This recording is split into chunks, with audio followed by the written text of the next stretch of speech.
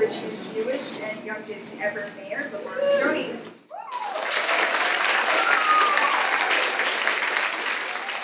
Mayor Stoney graduated from James Madison University, where he was the first African-American president of the student government organization. The very summer following his graduation, he took his first major political position as governor spell with the Mark Warner administration in 2004. From that point on, he rose quickly in the Democratic Party, organizing for and supporting candidates such as John Kerry, Terry McAuliffe, and Barack Obama. From 2006 to 2009, he took major leadership of the Democratic Party in Virginia, serving as political director and then executive director. After successfully assisting in the election of Terry McAuliffe to the office of governor, Mr. Stoney was appointed to the governor's cabinet as Secretary of the Commonwealth. Current Governor Terry McAuliffe described Mr. Stoney as his closest advisor during that time. This past December, the people of Richmond chose Stoney to be our mayor. We are so honored that he has taken time out of his schedule to come to Boushall Middle School to speak with us. And so without further ado, please welcome Mayor Stoney.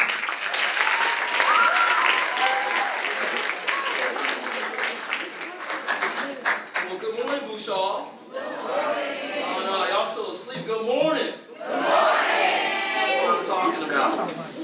Well, I'm glad to be here with y'all today.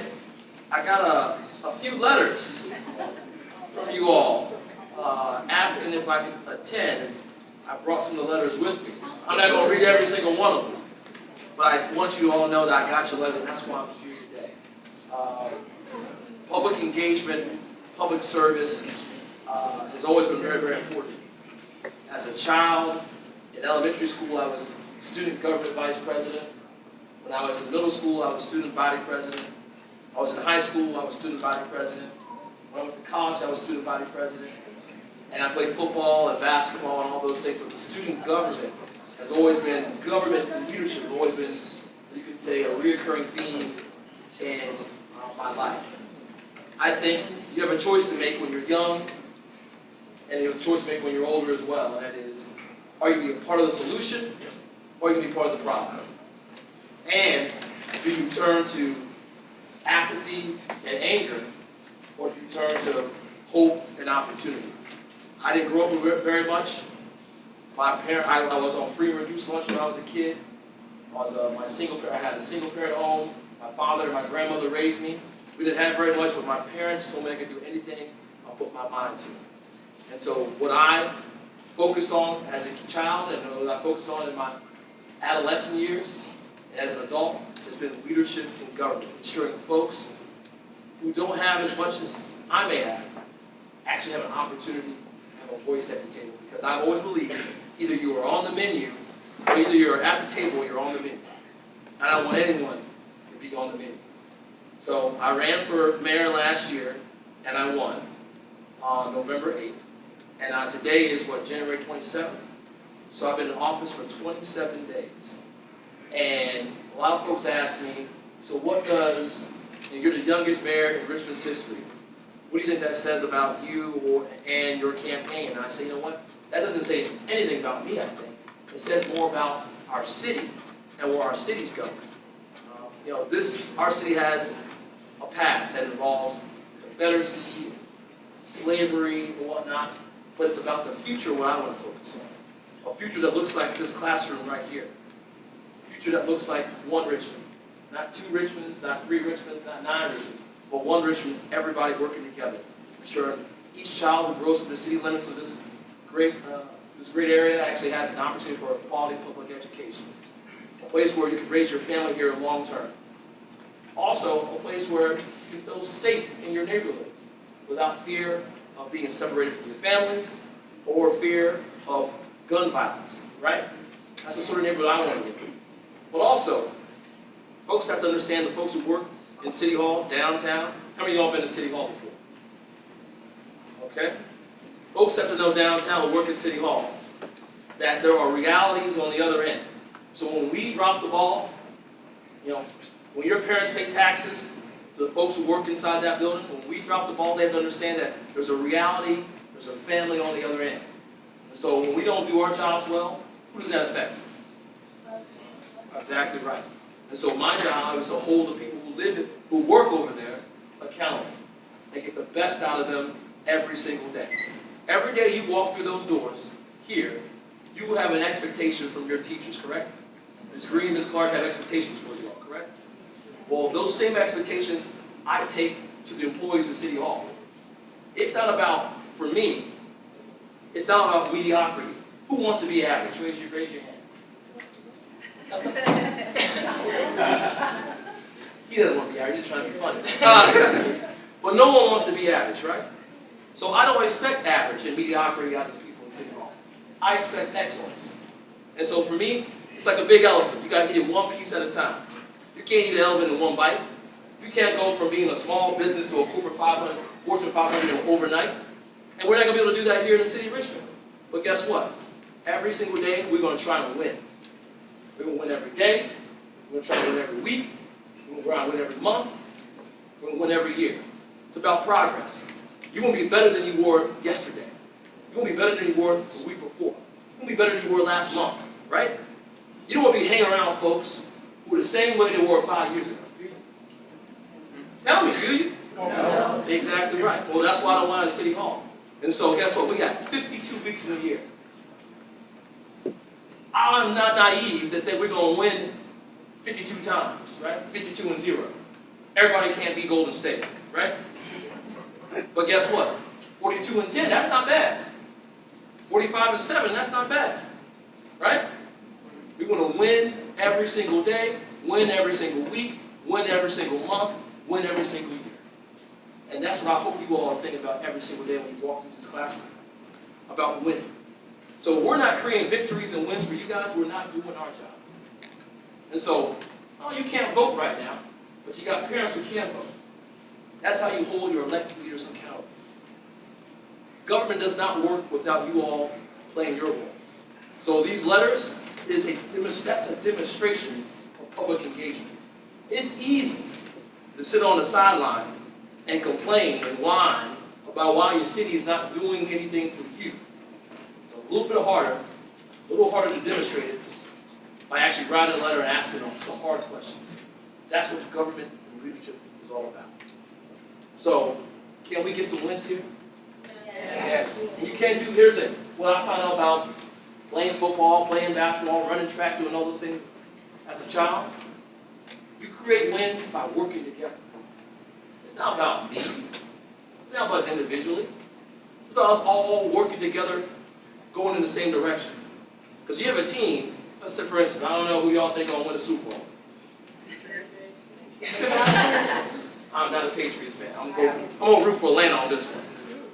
But Atlanta or the Patriots, they can't win this with just one player. Tom Brady don't do it by himself, does he? Right? He needs a team to do it. And here in Richmond, we need a team as well. And guess what? You are a part of that team.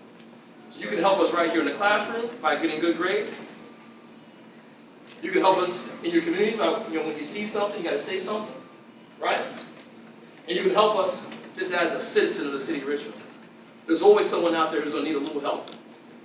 And you can sit on the sidelines and watch that person fall and fail, or you can help that person out. Can you do that for me? Yes. Oh no, that was soft. Can y'all do that for me? Yes. That's what I'm talking about. All right. I've talked for too long now. I'll take a couple questions. Oh, now we shy. Mr. Average over here, how about you have a question? What's your name? Moses? What's up? Nothing? All right, you got a question though. You raise your hand. You're the only one to raise your hand, so we'll come to you first.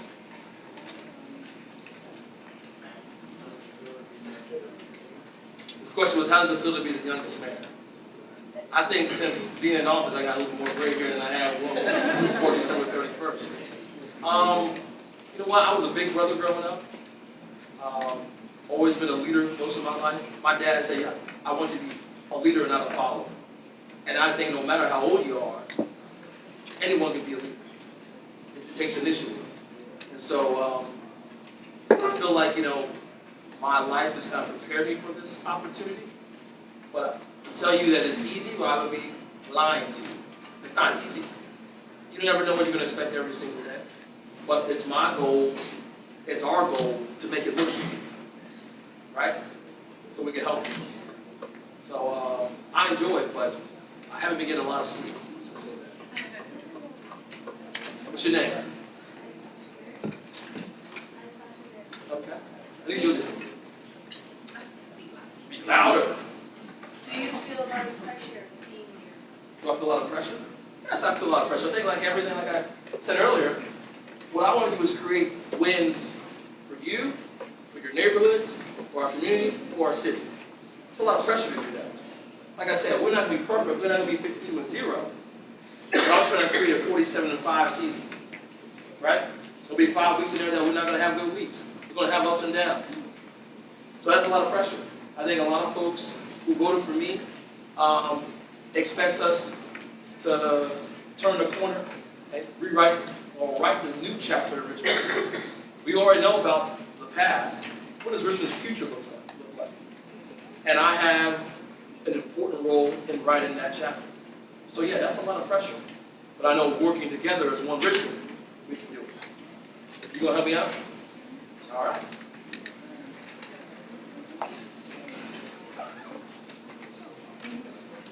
I need you to stand up. Hi, I'm Later Sean, and Ms. Shaw, how are you? good. How about you? My question is, after reading some of the letters that we sent, what are some things you think you could help with the school?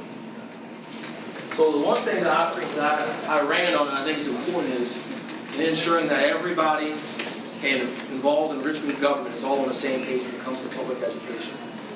I think we talk about the future of Richmond. It begins with you all here in the classroom. Yeah, we got a lot of work to do inside City Hall, but the future of Richmond is in every classroom in the city. And so, how do we give your parents the confidence that they need to have you in Richmond Public Schools from pre-K to 12 without moving out to Henrico or Chesterfield or anywhere else, right? That means we need the mayor's office, the school board. We've got school board chair Dawn Page here right now with us. She's the chairwoman of the school board. We need a city council all on the same page, giving your parents that confidence that the tax dollars that they pay to us every single year is going to a quality public education. So what we've begun is getting together around what I call an education compact. It's an agreement that we are going to not just work on improving your test scores, but also improving your quality of life in a holistic manner, focused on the entire child.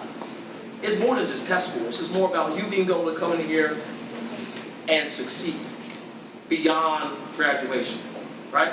Everybody wants a job after graduation, right? Yes. Everyone wants a good paying job after graduation, right? Yes. And you all understand that what you do now will mean something in the future, correct? Yes. And so what do you have to do now to have a good job in the future? Work hard, get good grades, behave, because guess what? After you're 18, folks are going to judge your future on what you did in those 12 years while you're in school, correct? So that's why these years are your most important years. So when you're 20 and 25 and 35, you can look back and say, wow, I got a quality person about to come work at my company. Right? That's what we're looking for. All right, here's another question. Someone over here, I already got this side. Young man. Mr. Moore, how you doing? Need you to project for me. I want to know how much money that you make. How much money I make every each year? He said he wants to know how much money I make each year. So you know, if you work in city government, state government, or federal government, your salary is public record. You know that?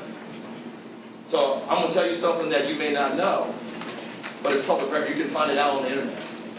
I get paid $125,000 a year. All right? The governor makes, I think, $400,000 a year. So I make $125,000 a year. Someone said, that's before taxes. Young man. I need you to stand up and project for me, but I can't hear you.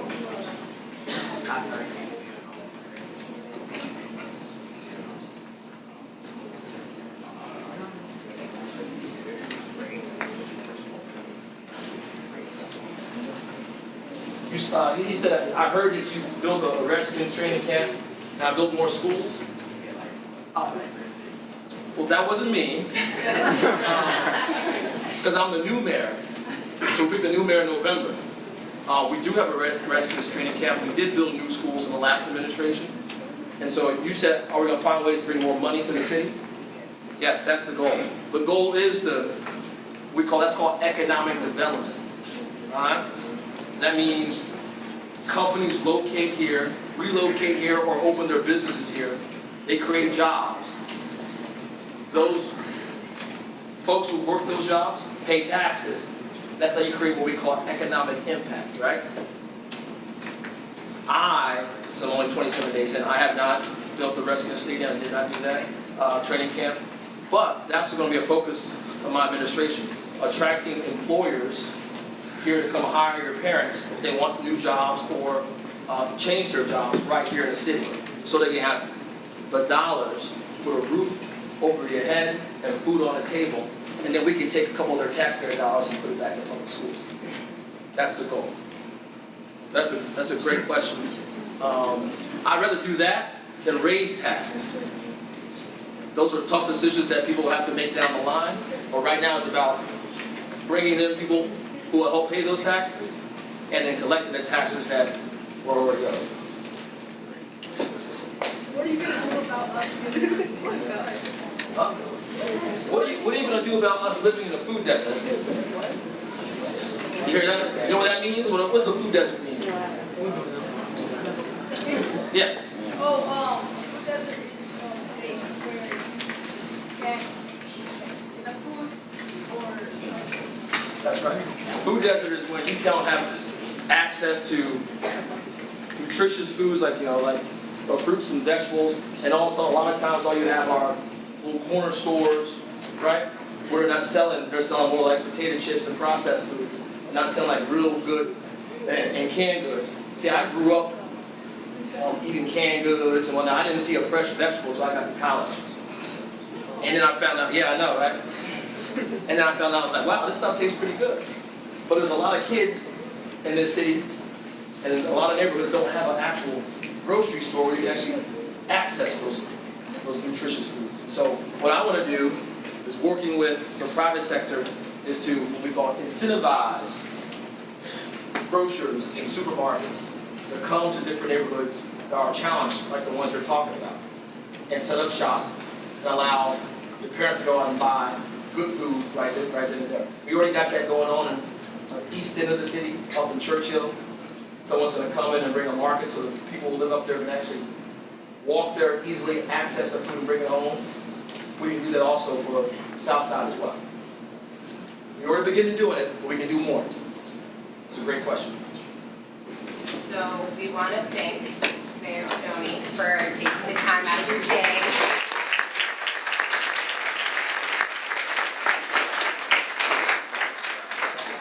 Just want to thank you for reading our letters. Thank you for taking the time to not only read the letters, but to come and talk with us and answer our questions. I think they know now how important civic engagement is and how it really can make a difference. Yes? Yes. So, Thank you guys. I appreciate it. Thank you. so on behalf of Boushall and our 8th grade classes, we just want to present you with this gift to say thank you. Thank you. What is this, a book? Books? You have to open it to find it. Okay, all right. I'll open it right here. Thank you guys. Thank you, Boushall. Thank you. I'll come back.